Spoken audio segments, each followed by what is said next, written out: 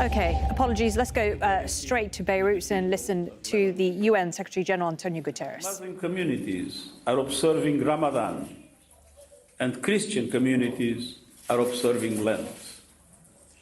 This is a season for solidarity, generosity, and a powerful reminder of Lebanon's spirit of confessional coexistence.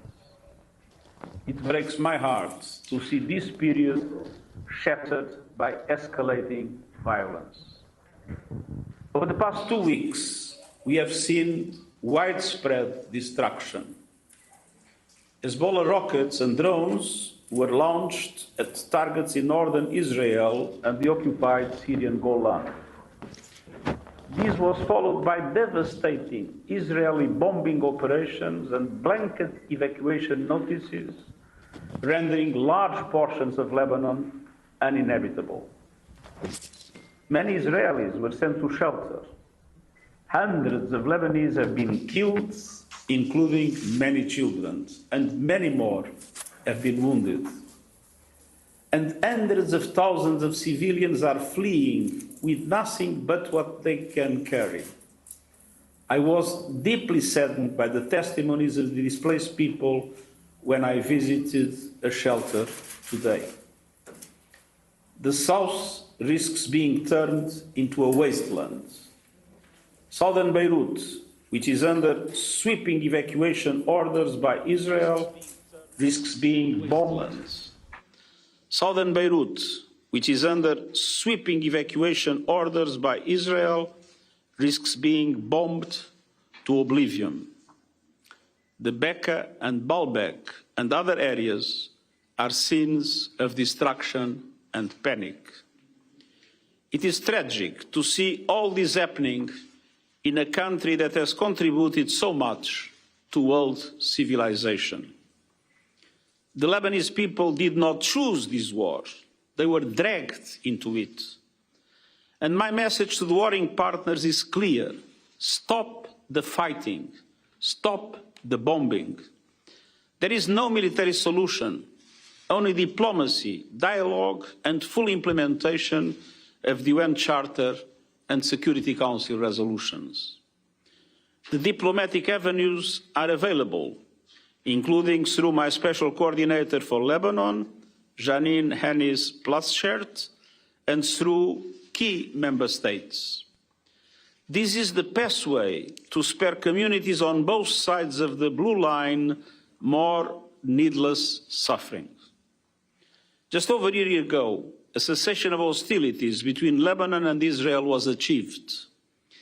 It did not resolve all outstanding issues, and it was not fully respected. While the parties reiterated their commitment to the full implementation of Resolution 1701, violations persisted by both sides. Violence did not end, and the territorial integrity of Lebanon continued to be violated. There was more a lesser fire than a real ceasefire. But the November 2024 arrangement did bring significant relief and offered a renewed opportunity to advance political dialogue. Unfortunately, that opportunity was not fully seized. And we are doing everything we can now to bring about an immediate de-escalation and a cessation of hostilities. My Special Coordinator is engaging with all actors around the clock to bring the parties to the table. And UNIFIL peacekeepers, under the command of General Abanyara, remain in position. They are maintaining an impartial international peacekeeping presence along the blue line and throughout the areas of operation to fulfill the mandate entrusted to them by the Security Council and to support the local populations. I want to pay tribute to their courage. Last Friday, 3 blue helmets serving with the Ghanaian contingent were injured when seriously. I visited him today at the hospital amid intense exchanges of fire. I wish them a full and speedy recovery. Attacks against peacekeepers and positions are completely unacceptable and they must stop. They are in breach of international law and may constitute war crimes. Moreover, civilians must be respected and protected at all times, and civilian infrastructure must be spared. Lebanese sovereignty and territorial integrity must be respected, and the state must have full control over weapons throughout Lebanese territory. This is a central tenet of Resolution 1701 and a sine qua non to lasting security on both sides of the blue line. Last August, the government of Lebanon took a historic decision to establish state monopoly of arms throughout the country. We will continue to support the efforts to strengthen the Lebanese armed forces and other state security services. But the vision of Resolution 1701 cannot be brought to life by the army alone. It requires a whole-of-government effort to address the entrenched reality of non-state arms and to heal long-standing grievances and divisions. And it must include every community in Lebanon, Christian, Druze, Shiite, Sunni, and others. It is imperative that Hezbollah respects the government's decision to assert the state monopoly of arms, as well as all relevant Security Council resolutions, including 1701, and it is imperative that Israel respects the sovereignty and territorial integrity of Lebanon. The war must stop. Finally, my message to the international community is simply: step up your engagement. Empower the Lebanese state and support the Lebanese armed forces to secure the capabilities and resources they need. Respond generously to the humanitarian appeal launched yesterday to provide the government of Lebanon with the resources needed to intensify its support to the populations affected. The people of Lebanon, as well as Israel and all other peoples throughout the region, deserve to live without fear, to raise their children without the sound of sirens and strikes, to return home without wondering what they have to flee again. Our team on the ground is working to do everything they can to support the Lebanese people and institutions. And I'm deeply grateful to all UN colleagues for their commitment and dedication. Together, we will spare no efforts in striving for the peaceful future that Lebanon and this region so richly deserve. Thank you. Thank you, Mr.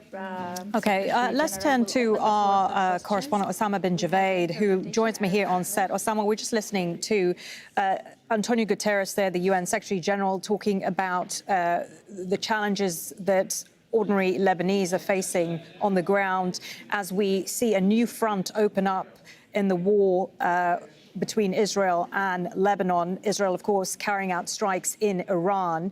The situation there now entering its 15th day. We had the attacks overnight on Kark Island.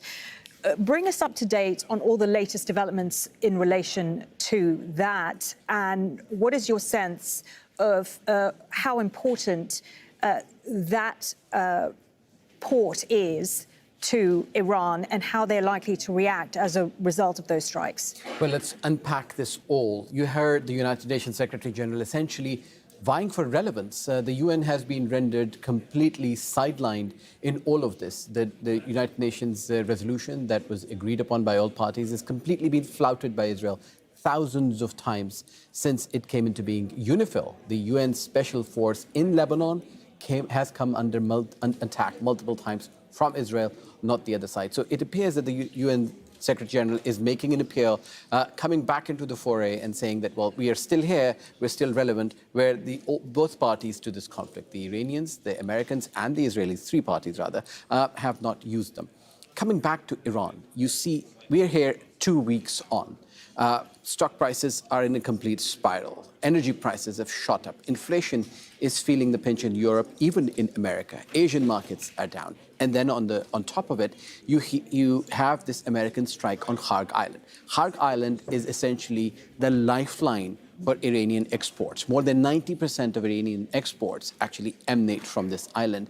Iran has actually, in the last 2 weeks, had a windfall because it's exporting more oil than it was before the war started. And you have had these stark warnings from various Iranian officials, including the Speaker of the Parliament, that all hell will break loose if oil infrastructure is targeted. So by far, it appears that this was a warning strike by the United States. Multiple targets hit, oil facilities not affected. Iran is continuing to export the oil, but it appears that bit by bit, hour by hour, day by day, we're heading into uncharted territory, which could spiral out of control. The Strait of Hormuz is still closed, despite all of the assurances by the United States. Iran still has that chokehold, and Iran is still managing this monopoly of this axis of misery across the region because it continues to come under attack.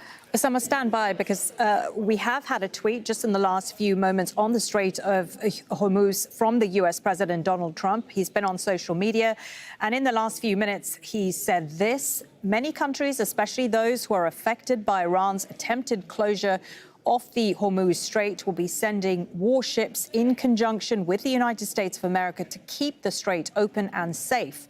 One way or the other, we will soon get the Hormuz Strait open, safe and free. So first, let's go to our White House correspondent, Kimberly Halkett, who is live for us in Washington. We know the Trump administration is under a lot of pressure to get that strait open, to get oil flowing through the Strait of Hormuz. Talk us through why that pressure is impacting him back home.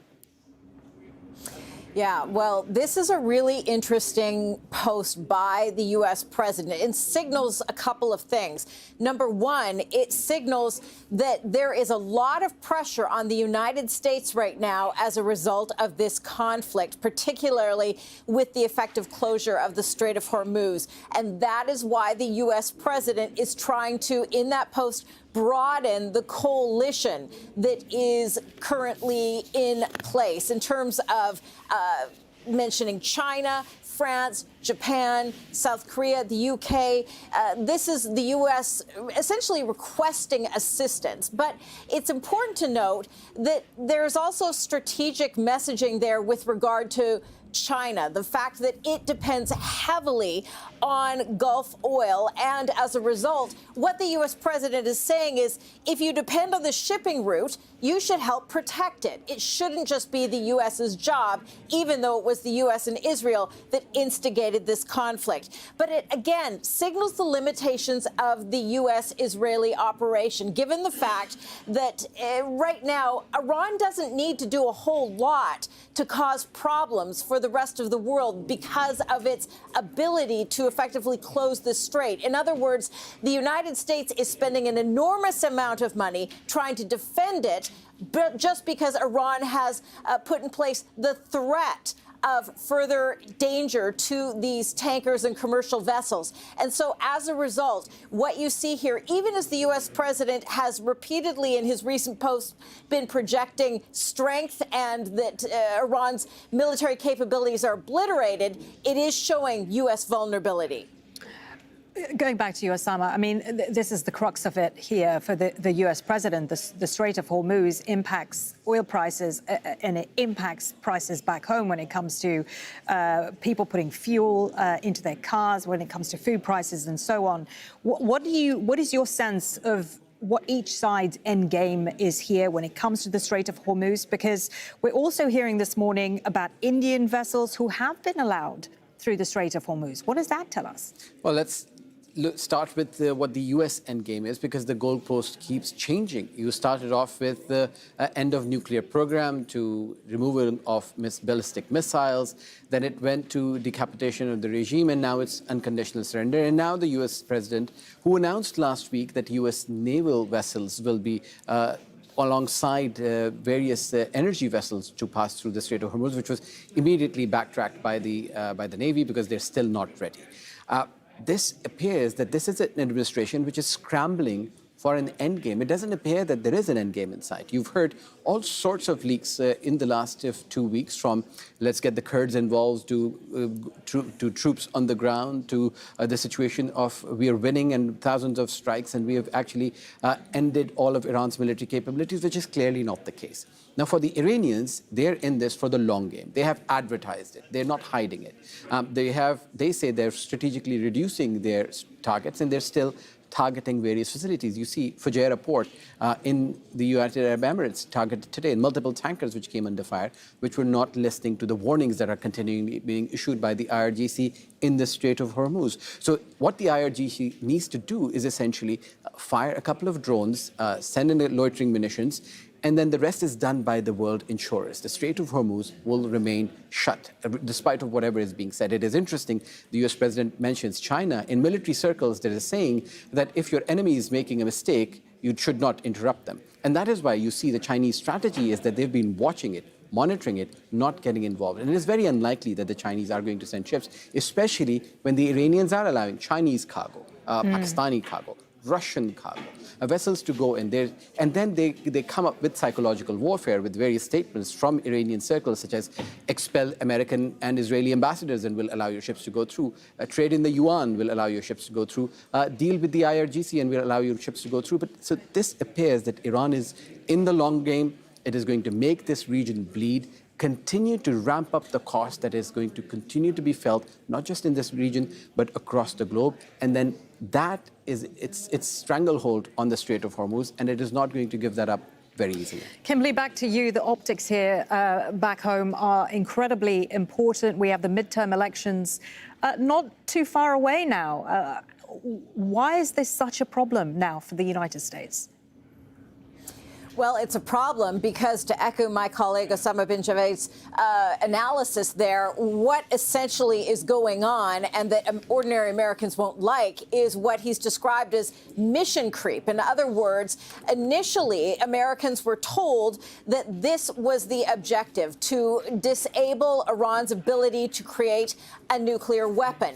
But the task at hand has continued to expand, or as he stated, the goalpost has been moved. Now it includes protecting the oil tankers and commercial traffic through the Strait of Hormuz. This is far greater than what Americans were initially told, what they are expected to pay for when there are already affordability issues in the United States. So this is what is concerning for ordinary Americans. It's not just the issue of the spike in the cost of oil and how that translates to how Americans pay for food and gasoline, but it's also what the American taxpayer is going to have to pay for if this continues to expand or the mission creep continues. Right now, the U.S. president has suggested everything from the U.S. military offering naval escorts through the strait, even offering insurance of up to $20 billion.